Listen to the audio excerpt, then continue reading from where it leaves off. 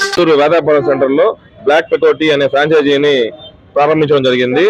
అందరూ కస్టమర్లు కూడా టీ తాగి దీని యొక్క టేస్ట్ ని మీరు ఆస్వాదించాల్సిందిగా కోరుచున్నాం. ఎంతో టేస్ట్ నేచురల్ టీ అండి. నియర్లీ 14 రకాల టీలు ఉన్నాయి అందుబాటులో. అందరూ కూడా కస్టమర్లు అందరూ కూడా ఈ టీ తాగి ఈ యొక్క టేస్ట్ ఆస్వాదించాల్సిందిగా కోరుచున్నాం. మందల వెంకట శేషయ్య అనేటువంటి మాజీ జడ్పీటీసీ సభ్యుడు, వైఎస్ఆర్ కాంగ్రెస్ పార్టీ నెల్లూరు జిల్లా ఉపాధ్యక్షుడు,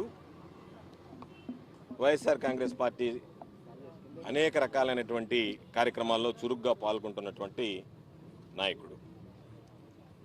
ఈరోజు అతని కుటుంబం రాజకీయంగా ప్రజలకు చేరువై అంచెలంచెలుగా ఎదగడం జరిగింది. వెంకట శేషయ్య యాదవ్ జడ్పీటీసీగా పనిచేశాడు. వాళ్ళ పిన్నమ్మ మండల ఉపాధ్యక్షురాలుగా పనిచేసింది. వాళ్ళ శ్రీమతి ఈరోజు రాజేశ్వరమ్మ సోదరి ఈరోజు వెంకటాచలం మండల కేంద్రానికి సంబంధించినటువంటి మేజర్ గ్రామ పంచాయతీ సర్పంచ్గా పనిచేస్తుంది. ఈ అంచెలంచెలుగా ఎదగడం జీర్ణించుకోలేనటువంటి సోమిరెడ్డి అనేక సందర్భాల్లో సోమిరెడ్డి అవినీతిని ప్రశ్నించినటువంటి వాడు శేషయ్య. సోమిరెడ్డి చేసినటువంటి అవినీతి అక్రమాలని ప్రెస్ మీట్లు పెట్టి కానీ లేదా సమావేశాల్లో సభల్లో కానీ గట్టిగా నిలదీసినటువంటి వాడు. దానివల్ల ఈరోజు ఒక సుబ్బారావు అనేటువంటి ఒక సిఐని అక్కడ నియమించుకొని వెంకటాచలం స్టేషన్లో తాను చెప్పినట్టుగా చేయాలనేటువంటి కండిషన్తో అతను తెచ్చుకుని శేషయ్యని ఈరోజు రిమాండ్ చేయడానికి ఎవరైతే నేరం చేస్తేనో దొంగతనానికి పాల్పడితేనో పట్టుకొని శిక్షించాల్సినటువంటి సిఐ, పట్టుకొని సమాజం ముందు నిలబెట్టాల్సినటువంటి సర్కిల్ ఇన్స్పెక్టర్, వాళ్ళతో పాటు వాళ్ళకి రెవెన్యూ సిబ్బందిగా ఉన్నటువంటి ఆర్ఐ రవికుమార్ వీళ్ళందరూ సహకరించి శేషయ్యని ఈరోజు రిమాండ్కి పంపించడం జరిగింది. అందుకే ఈరోజు ఎస్పీ గారు లేరు. ఎస్పీ గారు ఉంటారని నేను, నాతో పాటు సోదరుడు చంద్రశేఖర్ రెడ్డి ఇద్దరం రావడం జరిగింది. ఎస్పీ గారు లేరు, అడిషనల్ ఎస్పీ గారు ఉన్నారు. నేనే గ్రీవెన్స్ కండక్ట్ చేస్తున్నాను సార్ అని చెప్పారు. కాబట్టి జిల్లా ఎస్పీ గారు ఏ విధంగా దీని మీద పరిశీలిస్తారో తెలియదు. అడిషనల్ ఎస్పీ గారు సానుకూలంగా స్పందించి ఈ వివరాలన్నీ కూడా మీరు ఇచ్చినటువంటి అన్ని వివరాలు కూడా ఇవి తప్పుగానే అనిపిస్తున్నాయి, దీని మీద విచారణ చేర్పిస్తాము, ఖచ్చితంగా చర్యలు తీసుకుంటామని చెప్పి అడిషనల్ ఎస్పీ గారు చెప్పడం జరిగింది. ఇది ఈ కూటమి ప్రభుత్వంలో సాధ్యపడుతుందా? ఒకవేళ నిజంగా ఎస్పీ గారు ఏఎస్పీ గారు దీని మీద విచారణ జరిపి చర్యలు తీసుకోవాలన్నా వాళ్ళని చర్యలు తీసుకునేటువంటి స్వేచ్ఛ స్వతంత్రం వీళ్ళకు ఉందా అనేటువంటిది ఈరోజు మనందరం ఆలోచన చేయాల్సినటువంటి ప్రశ్న. అయితే క్లుప్తంగా చెప్పాం. ఏదైతే దీనికి సంబంధించినటువంటి ఎఫ్ఐఆర్ కట్టిన తర్వాత మ్యాజిస్ట్రేట్ గారు దానికి సంబంధించి దీనికి ఎవిడెన్స్ లేదు అని రిటర్న్ చేసిన తర్వాత వేకువజామున 2 గంటలకి 24వ తేదీ రిటర్న్ చేసేటప్పుడు నేను, నాతో పాటు చంద్రశేఖర్ రెడ్డి ఇద్దరం ఉన్నాం, సోదరుడు శాసన మండలి సభ్యులుగా మేము ఉండి ఆ రోజు రిటర్న్ చేసి వెనక్కి పంపించేసిన తర్వాత material evidence not available against accused అని రాశాడు. అన్నీ రిటర్న్ చేశాడు మ్యాజిస్ట్రేట్ గారు. రిటర్న్ అని చెప్పి రాశాడు. తెల్లవారికల్లా ఒక దొంగ స్వాధీన మహజర్నామా సృష్టించి వాళ్ళ అత్తామామ ఇంట్లో లేకుండానే వాళ్ళు ఉన్నట్టుగా పేర్కొని వాళ్ళ మామ ఇచ్చినటువంటి డాక్యుమెంట్స్గా చెప్తూ 2 ఖాళీ స్టాంప్ పేపర్లని కోర్టుకు సమర్పించి దాని ఆధారంగా ఈరోజు శేషయ్యని రిమాండ్కి పంపించడం జరిగింది. దీంట్లో క్లియర్గా రాశాడు, pursued the material submitted before me with remand report, hence the accused is remanded to judicial custody till 6/1/2025 అని చెప్పి 24వ తేదీ జడ్జి గారు మ్యాజిస్ట్రేట్ గారు ఇచ్చినటువంటి ఆర్డర్. దీనికి ప్రధానమైనటువంటివి ఏంటంటే ఏదైతే AL 86074 అని చెప్పి ఖాళీ స్థలం ఆ అమ్మాయి ఎం శ్రావణి అని సంతకం పెట్టిందో అధికారులు కోర్టుకు సమర్పించి ఇది కోర్టు ఇచ్చినటువంటి సర్టిఫైడ్ కాపీ 15/11/2022 అని పేర్కోవడం జరిగింది. ఇదే విధంగా రెండో కాపీ కూడా AL 68075 15/11/2022 అని పేర్కోవడం జరిగింది. ఈ రెండుకి సంబంధించినటువంటి వివరాలు అడిగితే కళ్ళు బైర్లు గమ్మేటువంటి వాస్తవాలు బయటపడ్డాయి. కోవూరు జాయింట్ సబ్ రిజిస్ట్రార్ గారు ఇస్తాడు. ఇది 23/12/2024 నాడు శ్రావణి అనే అమ్మాయికి లోక్నాథ్ సింగ్ అనేటువంటి అతను అమ్మాడు. వాళ్ళకి లోక్నాథ్ సింగ్ అనేటువంటి స్టాంప్ ఇవ్వడానికి 31/7/2024 నాడు సబ్ రిజిస్ట్రార్ ఆఫీస్ నుంచి మేము విడుదల చేసాము. అంటే ప్రభుత్వం సబ్ రిజిస్ట్రారు స్టాంప్ ఇవ్వడానికి ఇచ్చినటువంటి డేటు 31 జూలై 2024.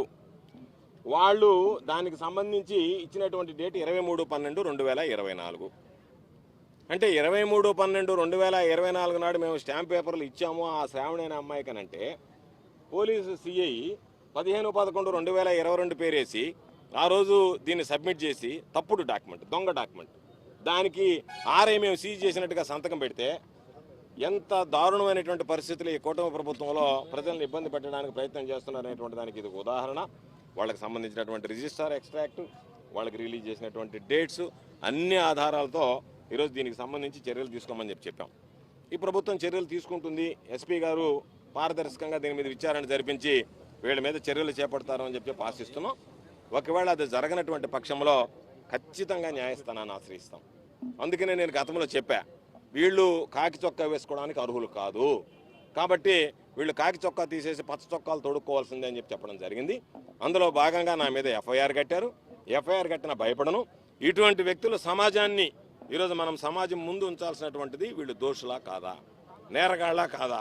ఇటువంటి వ్యక్తులు నేరాన్ని, నేరస్తులని శిక్షించాల్సినటువంటి స్థానంలో ఉండేటువంటి వ్యక్తులే నేరగాళ్ళగా తయారైతే, నేరాలకు పాల్పడితే ఇటువంటి వ్యక్తులు కాకి బట్టలు వేసుకుని ఉండడానికి అర్హులు అనేటువంటిది ప్రధానంగా ప్రజలు ఆలోచన చేయాల్సినటువంటి పరిస్థితి, ఈ సమాజం ఆలోచన చేయాల్సినటువంటి పరిస్థితి. వీళ్ళ మీద ఈ ప్రభుత్వం ఎటువంటి చర్యలు తీసుకుంటుంది? నిద్రలేస్తే పవన్ కళ్యాణ్ గారి దగ్గర నుంచి, చంద్రబాబు నాయుడు గారి దగ్గర నుంచి, లోకేష్ గారి దగ్గర నుంచి ఈ ప్రభుత్వం అసలు నేరాలకి సింహ స్వప్నం నేనదని చెప్పి సినిమాలో గబ్బర్ సింగ్ డైలాగులు చెప్పడం ఆయన. చంద్రబాబు నాయుడు అయితే నేను అట్టా ఇంటూ కాదు, లేస్తే మనిషిని కాదు ఈయన. ఇవన్నీ రకరకాలుగా చెప్పినటువంటి నేపథ్యంలో ఇది నేరుగా దొరికినటువంటిది. ఈ ఆధారాలన్నీ మేము ఇచ్చినటువంటి ఆధారాలన్నీ కోర్టు ద్వారా వచ్చినటువంటివి. ఆధారాలను ఈరోజు ఇచ్చినటువంటిది రైట్ ఇన్ఫర్మేషన్ యాక్ట్ కింద తీసుకున్నటువంటి. అందుకనే అడిషనల్ ఎస్పీ గారు కూడా క్షుణ్ణంగా పరిశీలించిన తర్వాత మీరు చెప్పినటువంటివన్నీ సరిపోయాయి, ఇది తప్పు జరిగింది, ఈ తప్పు ఏ విధంగా జరిగింది అనేటువంటి దాని మీద విచారణ చేపడతామన్నాం. అందుకనే నేను, నాతో పాటు ఎమ్మెల్సీ గారు, ఈరోజు మిగతా స్థానికంగా ఉండేటువంటి నాయకులు, స్థానికంగా ఉండేటువంటి కార్పొరేటర్లు, వైఎస్ఆర్ కాంగ్రెస్ పార్టీకి సంబంధించినటువంటి వాళ్ళందరం వెళ్ళి ఈరోజు ఒక మహిళ, అయ్యా నా భర్తని అన్యాయంగా ఈరోజు ఒక కేసులో ఇరికించారని చెప్పి సోమిరెడ్డికి నేను చెప్పేది, రాజకీయంగా ఎదుర్కోగలిగితే రాజకీయంగా ఎదుర్కోవాలి, కానీ ఇవి అటు ఇటుగా అనేటువంటి రాజకీయాలు ఇవి. అంటే నువ్వు రాజకీయంగా ఎదుర్కోలేక ప్రభుత్వాన్ని, పోలీసులను అడ్డం పెట్టుకుని అంతకన్నా చౌకబారు మనిషి, అంతకన్నా దిగజారుడు వ్యక్తిత్వం మరొకటి ఉండదు. కాబట్టి సోమిరెడ్డి లాంటి వాడి వ్యక్తి కోసం, నువ్వేదో 10 రూపాయల సంపాదన కోసం మీరు దిగజారేటువంటి పనులు చేస్తే చూస్తూ ఊరుకోం. కాబట్టి ఖచ్చితంగా నేను మరలా కూడా చెప్తున్నా, అధికారం ఎవరికి శాశ్వతం కాదు. అధికారం ఈరోజు ఉండొచ్చు, రేపు పోవచ్చు. నేను మరలా చెప్తున్నా, రాసి పెట్టుకోండి, అధికారం అనేటువంటిది మార్పిడి జరిగిన రోజు దీని మీద పారదర్శకంగా విచారణ జరిపిస్తే వీళ్ళ ముగ్గురు ఉద్యోగస్తులకు ఉద్యోగం పోవడం ఖాయం. సిఐ గారికి ఉద్యోగం పోతుంది, ఆర్ఐకి ఉద్యోగం పోతుంది. ఆడున్నటువంటి పాపం ఈ అమ్మాయి మీద ఏం పెట్టి చేసేది కానీ ఆ అమ్మాయికి ఉద్యోగం పోయేటువంటి పరిస్థితి ఏర్పడింది. శ్రావణికి ఉద్యోగం, కేంద్ర ప్రభుత్వ ఉద్యోగం.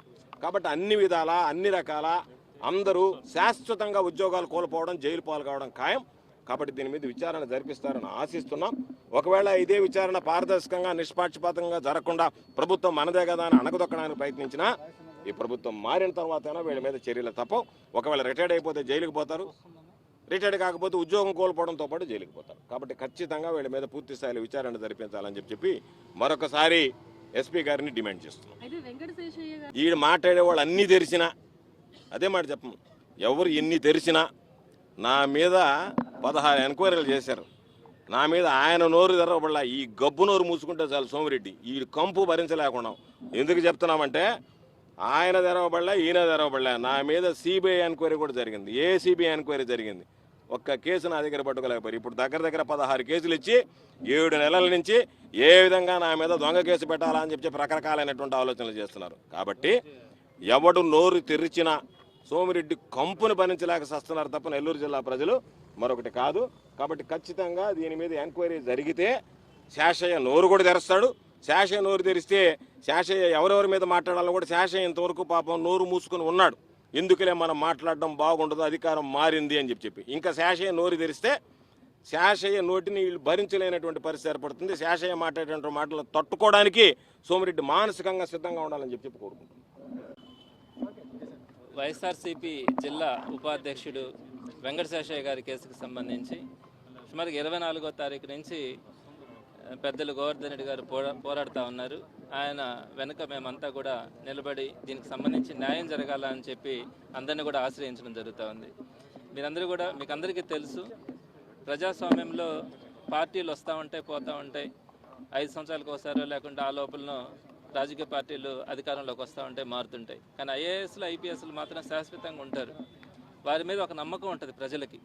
వీళ్ళు రాజకీయ నాయకులు ఒత్తిడి తెచ్చినా కూడా వీరు మంచి చేస్తారు, న్యాయం చేస్తారనే నమ్మకం ఉంటుంది. మరి ఈ విధంగా ఐఏఎస్ ఐపీఎస్లు కూడా కొంత పక్షపాత ధోరణి ప్రదర్శించి అధికార పార్టీకి అనుకూలంగా కనుక ప్రవర్తిస్తే ప్రజాస్వామ్యం మీద అందరికీ కూడా అనుమానం వస్తుంది. ఈరోజు భారతదేశంలో ఇంత పెద్ద ప్రజాస్వామ్యం దేశం ఇది, సుమారుగా 140 కోట్ల మంది ప్రజలు ఉన్నారు. అందరికీ కూడా ప్రజాస్వామ్యం మీద ఒక గౌరవము, నమ్మకం ఉండబట్టే ఈరోజు ఎలక్షన్స్ కానీ అన్నీ కూడా సవ్యంగా జరుగుతూ ఉన్నాయి. మరి ఈ పరిస్థితులు కానీ ఇదే విధంగా ఇక్కడ ఆంధ్ర రాష్ట్రంలో జరుగుతున్నటువంటి పరిస్థితులు ఏ విధంగా అయితే అన్యాయంగా, అక్రమంగా ఈరోజు ఒక కేసు పెట్టడం, అది అనుకూలంగా లేదనుకుంటే దాన్ని మళ్ళీ ఇమ్మీడియట్గా మార్చి మళ్ళీ ఇంకొక కొత్త కేసుల్ని సృష్టించడం, దానికి దీనికి భిన్నంగా ఉన్నా కూడా కొత్త కొత్త పదాలు కానీ కొత్త కొత్త కథలు కానీ అల్లి వాటన్నిటిని కూడా కేసులుగా తీసుకొని వచ్చి అరెస్టులు చేయడం, ఇది ఎక్కడ కూడా చూసుండం. నాకు తెలిసి భారతదేశంలో ఎక్కడో ఒక దగ్గర ఇంతకుముందు జరుగుతూ ఉన్నాయి, అది కూడా ఇప్పుడు కంట్రోల్ అయిందన్నారు. కానీ ఆంధ్రప్రదేశ్లో మాత్రం విచిత్రంగా జరుగుతూ ఉన్నాయి, చాలా ఘోరంగా ఉన్నాయి. మరి ఐఏఎస్లు ఐపీఎస్లు కూడా ఆలోచించాలా. ప్రజలలో తిరుగుబాటు రాకముందే వీరు ఒక పక్షపాత ధోరణి లేకుండా ప్రజలకు న్యాయం జరిగేలాగా కనుక ప్రవర్తిస్తే తప్పకుండా ప్రజలకి కానీ సమాజానికి కానీ మంచి జరిగే అవకాశం ఉంటుంది. ఈరోజు నెల్లూరు జిల్లా ఎస్పీ గారికి కూడా ఇదే విషయం మీద పెద్దలు గోవర్ధన్ రెడ్డి గారితో కలిసి ఆదిశేషయ్య గారి గురించి కంప్లైంట్ ఇవ్వడానికి కూడా రావడం జరిగింది. నమ్ముతున్నాం తప్పకుండా త్వరలోనే ఒక న్యాయం జరుగుతుందని. రాకపోతే కోర్టులను ఆశ్రయించడం కానీ, అవసరమైతే వీరందరినీ కూడా పార్టీలుగా చేర్చి వీరందరినీ కూడా ముద్దాయిలుగా తీసుకొచ్చే పరిస్థితి కూడా ఏర్పడుతుంది. ఆ పరిస్థితి రాకముందే ముందుగా తెలుసుకోవడం, ఈ అధికారులందరూ కూడా కొంత నిజాయితీగా ప్రవర్తిస్తారని, కేసుల విషయంలో కూడా అడ్డదిడ్డంగా పెట్టకుండా ప్రజలకు అండగా నిలబెడతారని వారిని కూడా కోరడం జరుగుతూ ఉంది. ఈ రోజు కనుక న్యాయం జరగకపోతే రాబోయే రోజుల్లో ఏ విధంగా ముందుకెళ్లాలన్నది కూడా నిర్ణయం తీసుకొని వెళ్ళడం జరుగుతుంది.